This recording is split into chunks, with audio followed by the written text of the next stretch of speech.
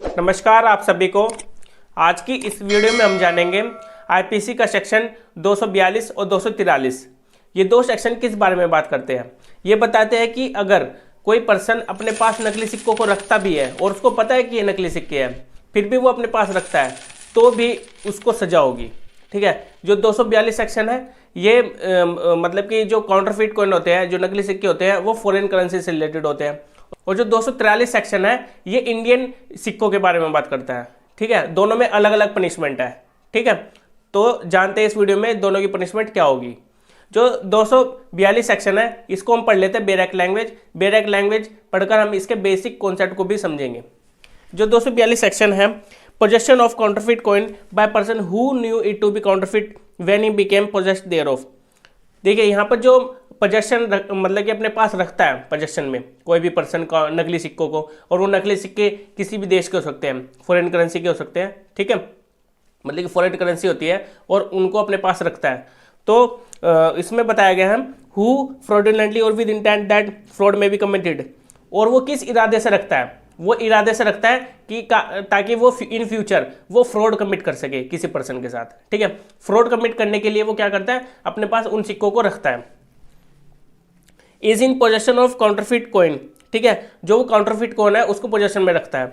ठीक है, having known at the time when he became possessed thereof that such coin was counterfeit. और जब वो पोजेशन में रखता है और उसको पता है, उसको ये जानता है कि ये नकली सिक्के हैं, shall be punished with imprisonment of either discretion for a term which may extend to 3 years and shall also be liable to fine। तो उसको 242 सेक्शन के अंडर 3 साल की सजा होगी। और जो 3 साल की सजा होगी वो रिग्रेस इम्प्रिजनमेंट भी हो सकती है, सिंपल इम्प्रिजनमेंट भी हो सकती है, और साथ में उसके ऊपर फाइन भी लगाया जाएगा।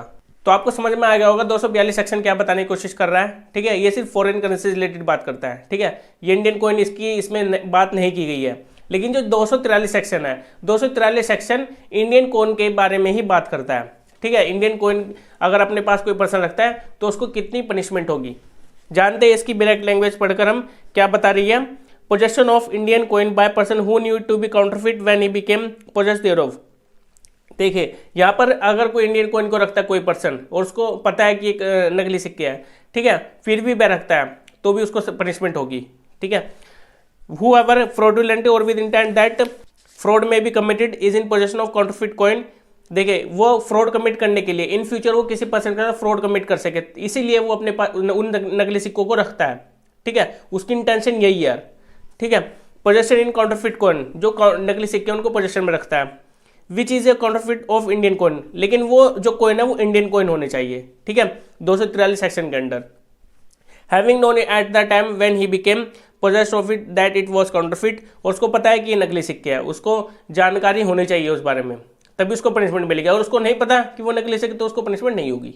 ठीक है, shall be punish with imprisonment of which either description for a time which may extend to 7 years and shall also be liable to fine. तो उसको यहाँ पर पनिशमेंट होगी 7 साल तक की। ठीक है, और साथ में फाइन भी लगाया जाएगा। और जो 7 साल की सजा होगी वो रिग्रेस इम्प्रिजनमेंट भी हो सकती है और सिंपल इम्प्रिजनमेंट भी हो सकती है। तो आपको समझ में आ गया होगा 242 और 243 सेक्शन क्या बात करता है। इन दोनों के डिफरेंस के बारे में मैं आपको बता देता हूं। ठीक है, ये जो 242 सेक्शन है, 242 सेक्शन सिर्फ काउंटरफीट कॉइन की बात करता है, जो नकली सिक्के हैं। नकली सिक्के किसी भी देश के हो सकते हैं। ठीक है, तो उसके अंदर उसको 3 साल की सजा मिलेगी। ठीक है, साथ में फाइन भी लगाया जाएगा। जो 243 सेक्शन है उसमें सिंपली इंडियन कॉइन की बात की गई है। अगर इंडियन कॉइन को अपने पास रखता भी है, ठीक है, तो फिर उसको 7 साल की सजा होगी।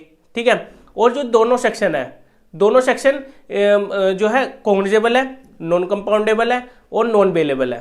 ठीक है, और दोनों की पनिशमेंट अलग अलग है। सबसे ज़्यादा पनिशमेंट इंडियन कॉइन में होगी अगर इंडियन कॉइन को अपने पास रखता भी है तो।